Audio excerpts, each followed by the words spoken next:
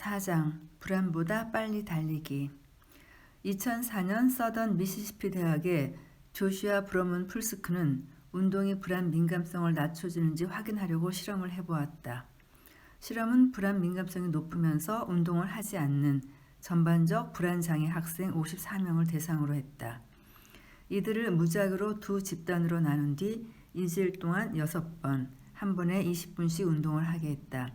한 집단은 최대 심장 박동 수치의 60에서 90%를 유지하면서 트레드밀 위를 달렸다.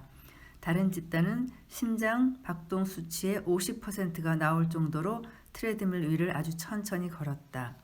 검사해보니 두 집단 모두 불안 민감성이 어느 정도 줄었는데 강도 높은 운동을 한 집단에서 효과가 더 빠르고 크게 나타났다. 불과 2번 운동을 끝마치자 높은 강도로 운동을 한 학생들은 불안장애 증세가 나타나는 것을 덜 두려워하기 시작했다. 운동을 하면서 심장 박동이 빨라지고 호흡이 가빠지는 경험을 하게 되면 불안장애 환자는 그런 현상이 반드시 불안이나 공황 증세를 유발하는 것은 아니라는 사실을 배우게 된다. 이것이 바로 이 실험이 증명하고자 하는 점이다. 운동을 자꾸 하다 보면 신체가 흥분하는 현상에 익숙해지고 몸이 흥분하는 현상이 반드시 해로운 것은 아니라는 사실을 배우는 것이다. 유산소 운동이 불안 상태를 즉각 해소해 준다는 사실은 이미 오래전부터 알려왔다.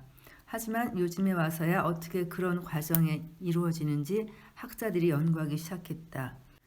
운동이 건강한 사람들의 기분에 끼치는 영향을 측정하는 연구도 있었는데 나중에 심리 테스트를 해보니 두 집단 사이에서 가장 두드러진 차이가 나타난 부분은 불안감과 관련된 변화였다.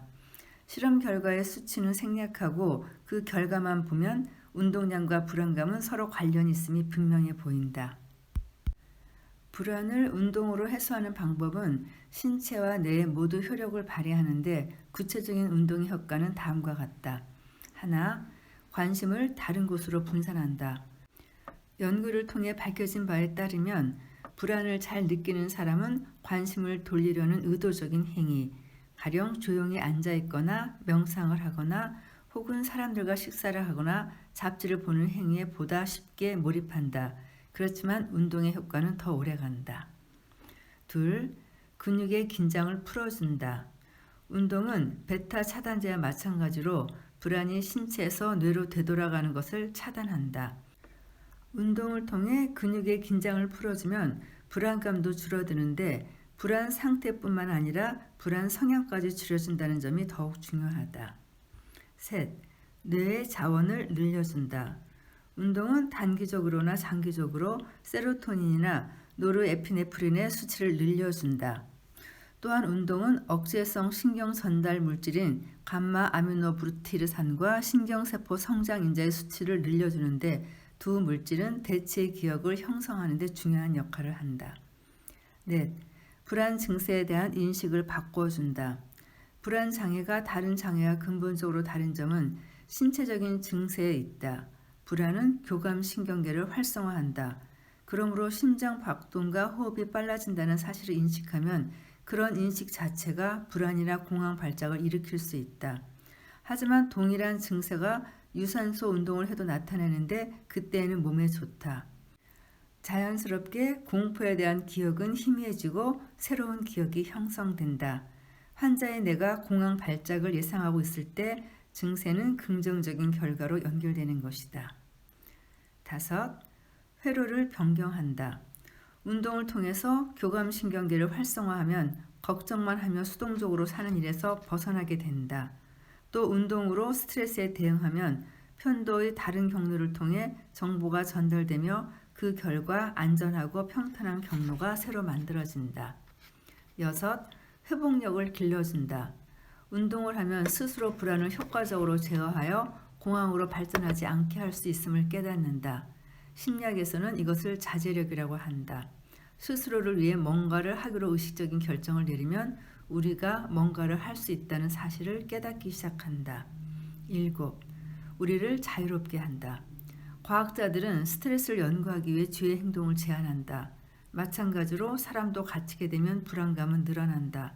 불안감에 휩싸인 사람은 꼼짝하지 않으려는 경향을 보이는데 이때 반대의 행위인 치료는 행동을 취하는 것이다.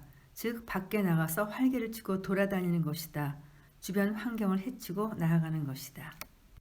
그러면 어떻게 이러한 우울증에 맞서서 운동량을 늘릴 수 있는지 다음 챕터를 이어가겠습니다. 챕터 5. 우울증에 맞서 운동량 늘리기.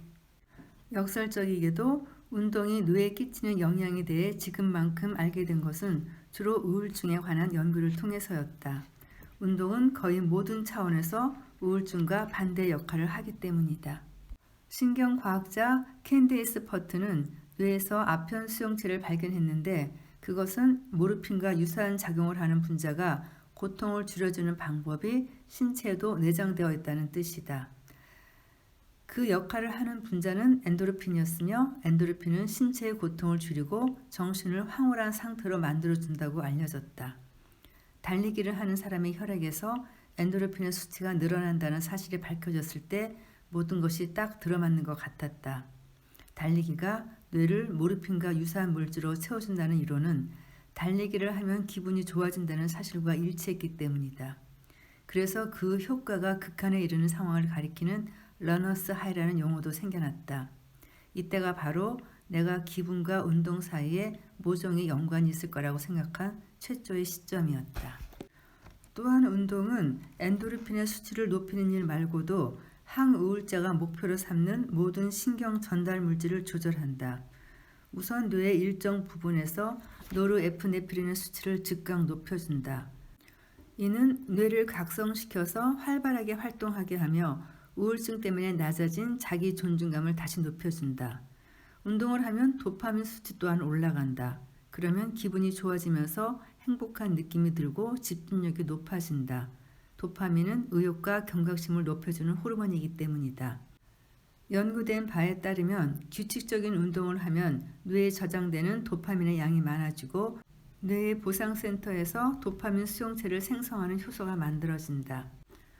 운동에 의해 도파민과 같은 영향을 받는 세로토닌은 기분과 자기 존중감, 충동 억제에 중요한 역할을 한다. 또한 코르티솔과 반대되는 역할을 하여 스트레스를 줄이는 데 도움을 준다.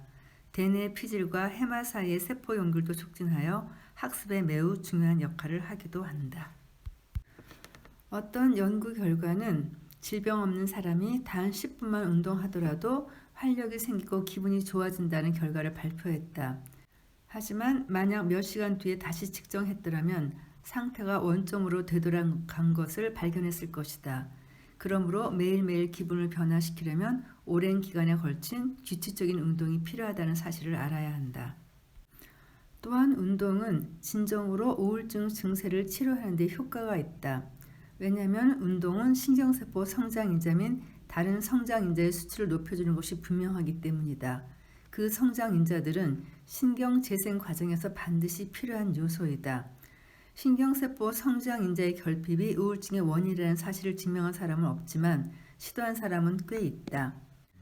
여러 가지 우울증 치료법이 신경세포 성장인자에 어떤 영향을 끼치는지를 발표한 연구 결과는 모든 항우울제와 함께 그다지 보편적으로 사용되지 않는 전기충격요법, 경두계 자기자극법 등이 총망라되어 있다. 이런 치료법들은 모두 해마에서 신경세포 성장인자의 수치를 높여주었으며 가장 효과가 큰 전기충격요법은 무려 250%나 수치를 높여주었다. 전기충격요법은 발작을 일으키기 위해 뇌의 전류를 흘려보내는 방법이다. 그런데 도대체 어떻게 해서 엉성한 물리적 조작에 불과한 전기충격요법이 약물이나 운동 혹은 정신요법만큼 효력을 발휘할 수 있는 것일까? 전기충격요법의 결과를 보고 내게 한 가지 그럴듯한 비유가 떠올랐다. 우울증을 일종의 정신적 자물쇠라고 본다면 이 치료법들의 공통점이 발견된다. 바로 모두 일종의 충격이라는 사실이다. 즉 뇌의 역학적인 구조를 변화시키기 위해서 스파크를 일으키는 것이다. 뇌의 어떤 부분은 끊임없이 공회전하고 있고 다른 부분은 잠겨있는 상태다. 이런 문제를 해결하려면 뇌와 신체를 일깨워서 악순환으로부터 빠져나오게 해야 한다. 유산소 운동은 바로 이런 스파크를 일으키는 혁명적인 방법이기 때문에 그토록 효과가 좋은 것이다. 운동은 뇌의 모든 부분, 모든 기능을 점화시켜준다. 뉴런의 대사를 촉진하는 일부터 시냅스 간의 정보를 전달해줄 통로를 만드는 일까지 말이다. 그렇다면 이러한 운동을 얼마나 해야 할까? 운동요법을 환자들에게 권할 때마다 항상 듣는 질문이다. 정답은 없다. 다양한 우울증의 증세를 고려할 때는 더욱 그렇다. 그런데 여기 의사들이 받아들일 만한 조건의 1회분 운동의 양을 수출한 사람이 있다. 트리베리는 80명의 우울증 환자를 5집단으로 나눈 뒤 4집단에게는 각기 다른 강도와 횟수로 운동하게 하고 나머지 비교 집단에게는 스트레칭을 하게 했다. 이때 1회분의 운동량을 정하기 위해 몸무게 1kg당 소모한 열량을 측정했다. 강도 높은 운동을 한 집단은 일주일에 3번 또는 5번의 운동을 통해서 합계 635칼로리를 소모했다. 이들은 3개월 뒤에 운동 횟수와 상관없이 우울증 증세가 반으로 줄어들었다. 증세가 상당히 호전된 것이다. 낮은 강도로 운동한 집단은 평균 250칼로리를 소모했으며 우울증 증세는 3분의 1이 줄어들었다. 이것은 스트레칭만 한 집단과 똑같은 결과이며 위약도 이만큼의 효과는 있다. 즉 적절한 운동은 몸에 유익하고 어느 정도까지는 많이 할수록 좋다. 강도 높은 운동은 몸무게의 17.6을 곱한 숫자만큼의 열량을 일주일 동안 소모하는 것이다. 예컨대 체중이 68kg인 사람은 일주일에 약 1200칼로리를 소모해야 하므로 만약 30분 동안 운동을 해서 200칼로리를 소모했다면 일주일에 6번 운동해야 강도 높은 처방이 되는 셈이다. 운동은 치료법보다는 예방법으로서 가치가 더 높다. 문제를 해결하는 열쇠는 당장 움직이는 것이다. 그리고 멈추지 않는 것이다. 하루 일과표에 걷기나 달리기, 자전거 타기를 당장 포함시키는 것이다. 혹은 무용 강습을 등록할 수도 있다. 새벽에 깨서 다시 잠들기 어려우면 당장 일어나서 걷기 운동을 하라. 매일 습관적으로 하는 것이 좋다. 어떻게 해서든 일과표를 바꾸어서 우울증으로부터 벗어나라. 운동으로 당장 증세가 완치되지는 않지만 최소한 뇌가 활성화된다. 몸을 움직이면 뇌는 어쩔 수 없이 재기능을 하게 된다. 그 과정을 차근차근 밟아 나가는 것이 최선의 치유책이다. 우울증이란 결국 뭔가를 성취하려는 행동이 결여된 것이다. 운동은 그러한 부정적인 신호의 방향을 바꾸어 뇌를 동면에서 깨어나게 하는 최선의 방법이다.